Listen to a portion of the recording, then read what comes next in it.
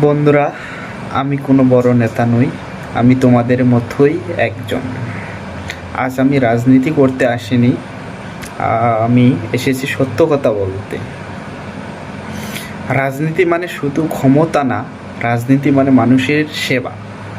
যে রাজনীতিতে মানুষের কথা শোনে না, সে রাজনীতি বদলাতে হবে। আমরা ভয় পাবো না, আমরা চুপ থাকবো না। কারণ এই দেশ আমাদের, এই অধিকার আমাদের। কথাটা মনে রেখো, একজন মানুষ শুরু করলে হাজার মানুষ তার সাথে দাঁড়ায়। আজ আমি একা কথা বলতেছি, আগামীকাল আমরা সবাই একসাথে কথা বলবো।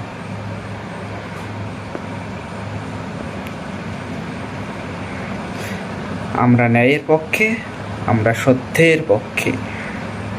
ক্ষমতা বড় না, মানুষের বিশ্বাস সবচেয়ে বড় শক্তি।